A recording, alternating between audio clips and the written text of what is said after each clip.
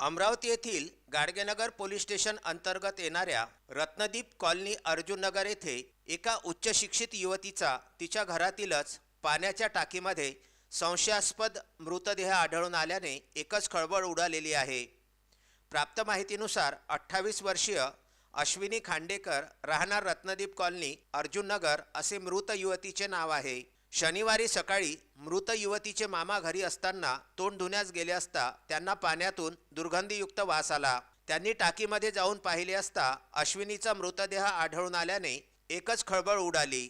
अश्विनी उच्च शिक्षित होती, तिने इंजिनिअरिंग पूर्ण केले होते। याशिवाय तिने मुंबई व दिल्ली येथे जाऊन आर्किटेक्चरचा डिप्लोमा सुद्धा केला होता।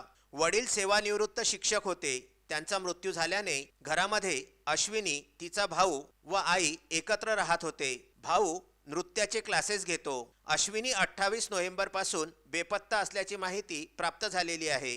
ती बेपत्ता झाल्याची तक्रार गाडगेनगर पोलीस स्टेशनला नातेवाईकांनी व तिच्या भावाने दाखल केली होती। या घटनेची माहिती मिळताच प्रभारी शहर पोलीस आयुक्त सुधीर हिरेमठ, डीसीपी पाटील, एसीपी पूनम पाटील, गुन्हे शाखा पोलीस निरीक्षक अर्जुन ठोसरे, गाडगेनगर पोलीस निरीक्षक आसाराम चोरमले आपल्या ताफ्यासह अर्जुननगर येथे दाखल झाले। घटनास्थळी पोलीस अधिकाऱ्यांनी घटनास्थळाची पाहणी करून नातेवाईकांना सुद्धा यावेळी विचारणा केली। श्वान पथकासह फिंगरप्रिंट्स एक्सपर्ट्सला सुद्धा बोलविण्यात आले। पोलिसांनी 2 तासानंतर अश्विनीचा मृतदेह पाण्याच्या टाकीतून बाहेर काढून शवविच्छेदनाकरिता जिल्हा सामान्य रुग्णालय अमरावती येथे पाठविला आहे।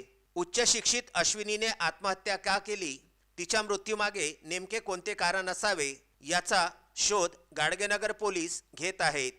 अश्विनी घरून निघून गेल्याची तक्रार पोलीस स्टेशनला दाखल होताच विदर्भ न्यूजने सर्वात प्रथम हे वृत्त प्रसारित केले होते। Vidarbha news bureau, Amravati.